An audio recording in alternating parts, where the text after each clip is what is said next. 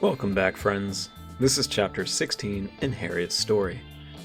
Randy must have had a strong espresso, and he wouldn't give Harriet a stopping point, thus it'll be a longer one than usual.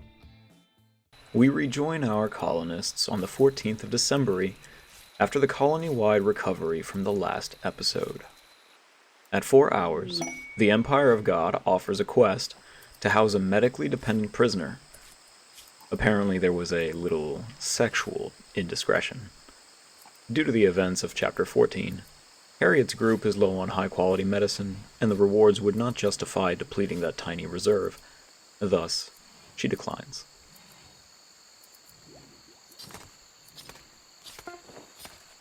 The upcoming base expansion is given some revision to position a medical bed near the main entrance, where combat should be centered.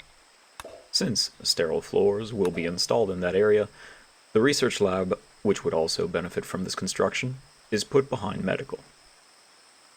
The additional bedrooms are also reoriented to fit and face in the recreation room to minimize travel time.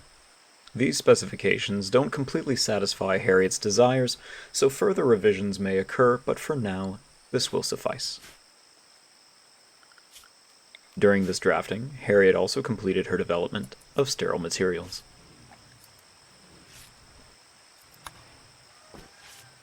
At 11 hours, the first use of this is applied to the kitchen.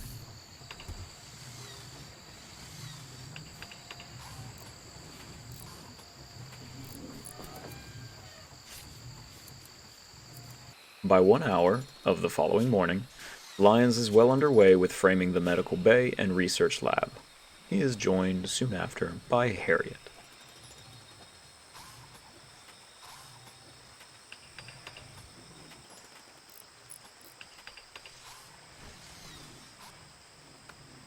About halfway through their work, Harriet and Lyons take a moment to relax.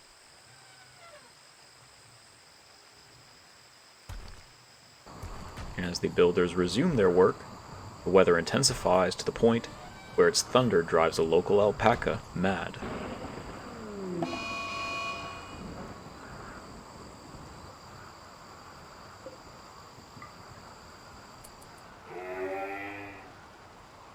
While Wheel arms himself, a bulk goods caravan from the northeast Laredo also approaches through the heavy downpour.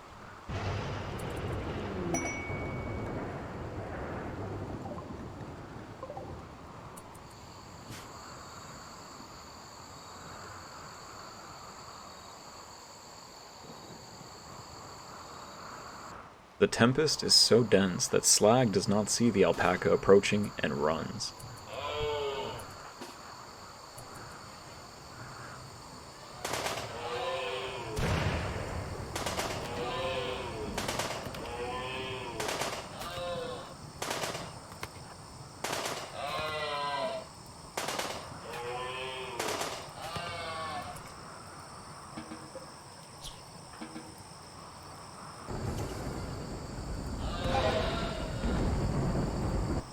Once the danger has passed, Wheel meets with his guests. He rids the storage of excess leather. Since the Caravaneers are short on funds, they exchange 10 components and 25 steel for the remaining value. Wheel tips them 1 silver for their fair negotiations.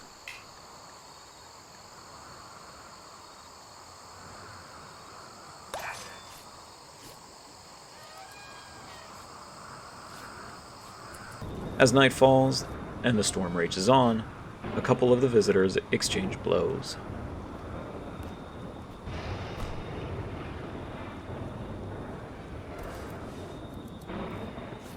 Upon 5 hours of April the 1st, the walls, doors, and roofs to the medbay and lab are complete.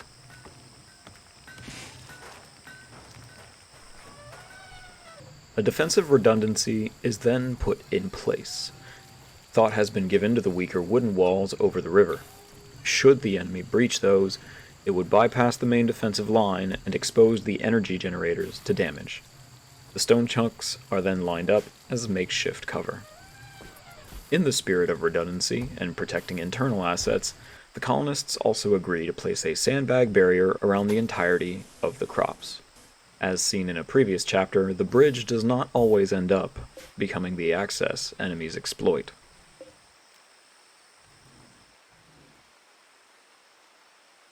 Hypergig, Mackie, and Adventura are also granted permissions outside the defensive wall for feeding, as the internal grazing is increasingly inadequate.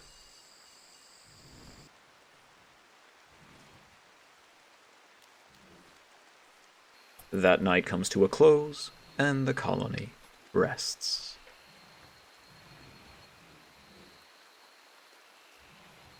At 3 hours of April May 2nd, loud crushing of vegetation can be heard from outside the colony walls. Only one creature is large enough to be this imposing. In fact, not one, but 2 thrumbos have entered the local vicinity.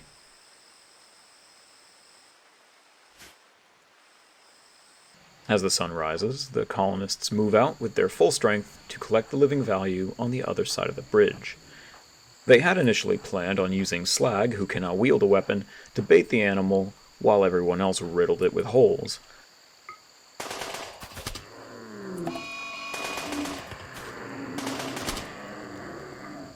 Unfortunately, the Thrumbo is not as stupid as they wished and charges the gunners head-on.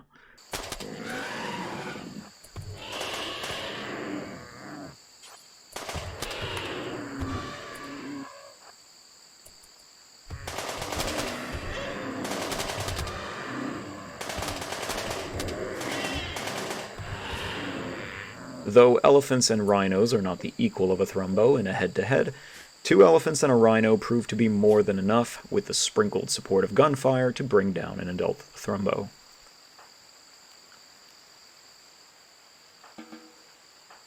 The first corpse is brought back in, and the minor wounds are treated, before then sallying forth to collect the second body.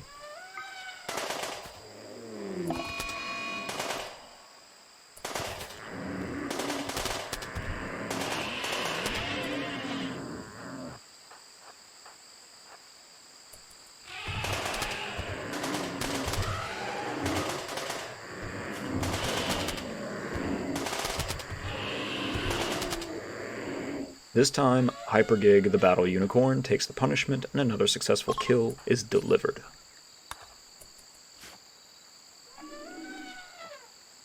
The body is stored, and Hyper is healed.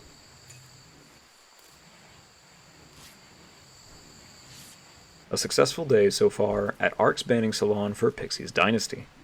Yet, the day is far from over. At 18 hours, a panther targets Wheel.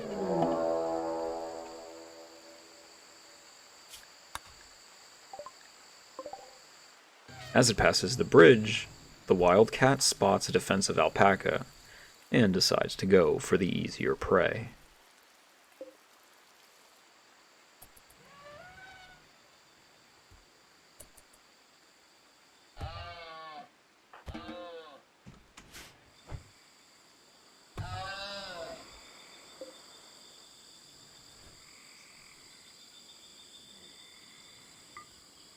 The remainder of April May 2nd passes peacefully.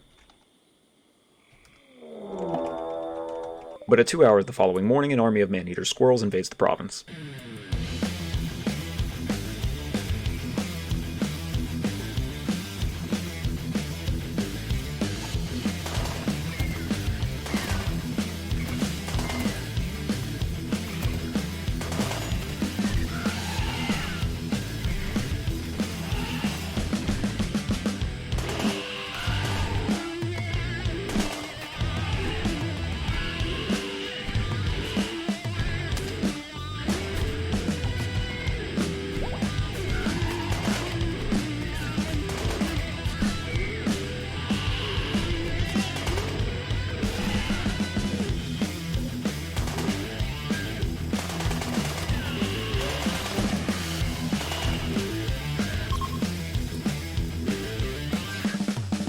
Looks like meat's Very much, back on the menu, ladies and gentlemen. boy. Oh, and Mackie catches the flu because why not? Looks like the all-you-can-eat buffet has also attracted a cobra into the base. Yeah, that's not a total liability. Wheel deals with the bodies, Harriet rearms the traps, Slag maintains the provisions, and Lyons the Night Owl rests off his wounds.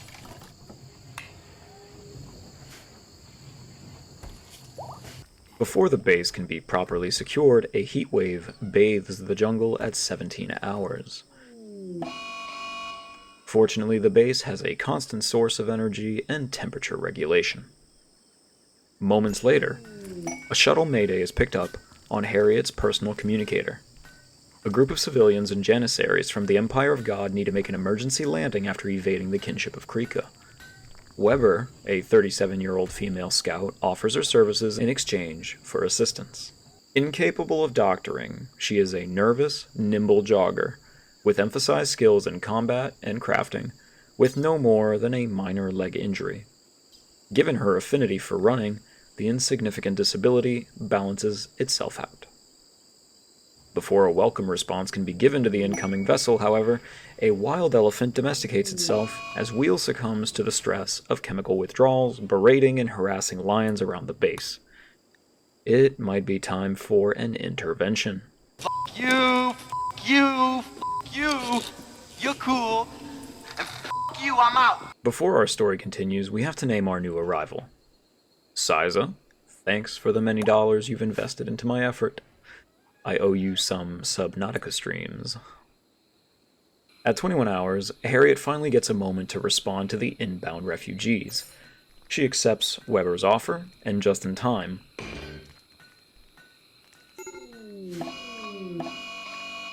the shuttle could only maintain its altitude for a few more moments as it craters into the North Bank. The subsequent cacophony drives a local capybara into a man-hunting rage. As Harriet rids the main entrance of squirrel desiccation, the capybara delivers itself to the colony's dinner table. Lyons tries to carry out his duties, but halfway down the bridge, Wheel rattles on for the 9th time, calling Lyons a terrorist, a weak fighter, and insults his family. Lyons, sick of Wheel's attitude, throws down the capybara and tells Wheel that he has bad taste in food. Wheel snaps and swings at Lyons. They exchange a few punches, but quickly realize the absurdity of the situation and return to work.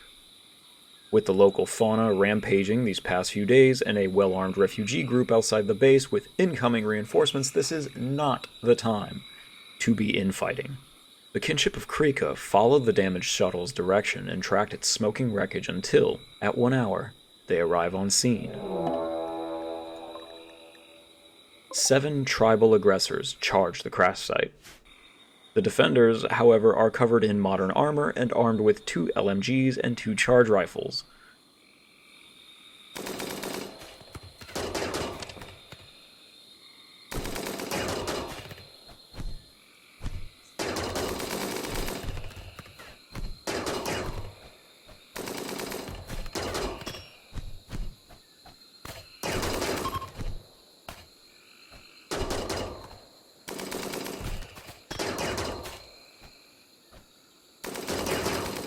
Only Coyote, the last man standing of the pursuers, barely survives the projectile barrage.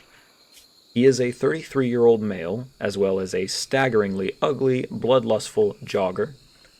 He has a full range of skills and a decent health tab if you disregard the fact he got turned into a bleeding block of Swiss cheese. Since Weber, the upcoming female edition, will unbalance the gender ratio of the colony, and Harriet the matchmaker wants to provide everyone with a shot at a partner for mood boosts, it's decided they will attempt to capture and convert this tribesman.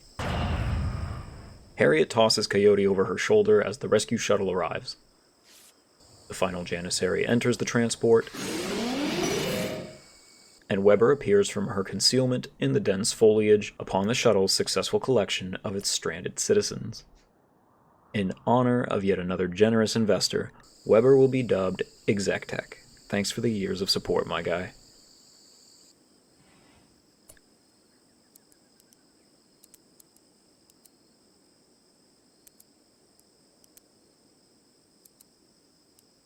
As Exec enters the base, Harriet is urgently tending to Coyote's fatal assortment of wounds.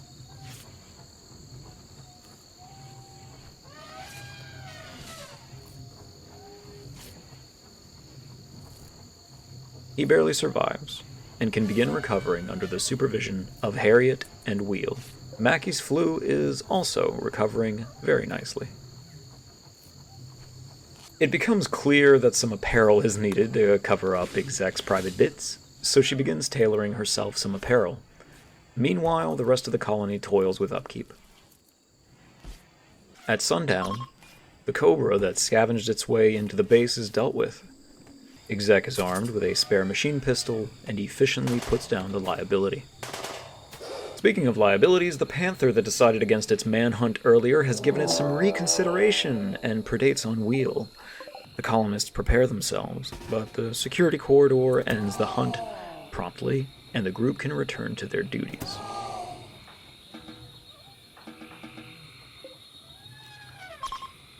As the days transition, the Northeast Arena returns with an exotic goods caravan.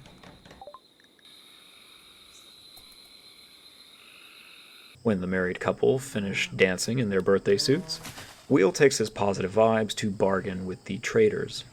At long last, the Thrumbo horns and elephant tusks can be extracted from storage in exchange for 5 Glitterworld meds and an intellectual skill trainer.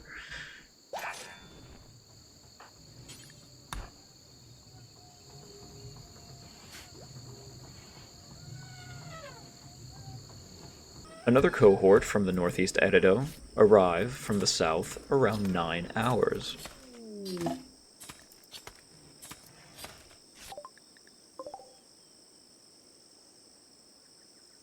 Once again, Wheel negotiates with his allies and simply purchases some more medicine.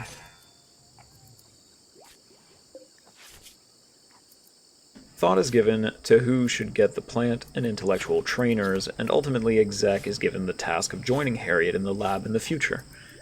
No decision is made on the plant skill boost just yet.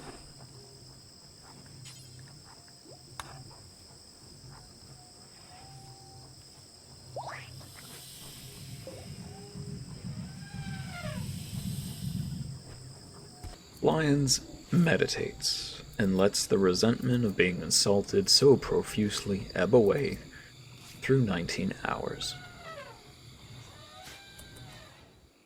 A couple hours later, as Lyons resows the medicinal crops, Slag visits the graves of Huckleberry and Teddy, marveling at Lyons' craftsmanship and pondering what transpired. Slag looks to Lyons, inquiring about what led to their deaths. Lyons simply answers, Mex. As he solemnly continues toward the building, Slag briefly returns his pensive gaze to the graves, before turning to resume where Lyons left off, sowing the fields.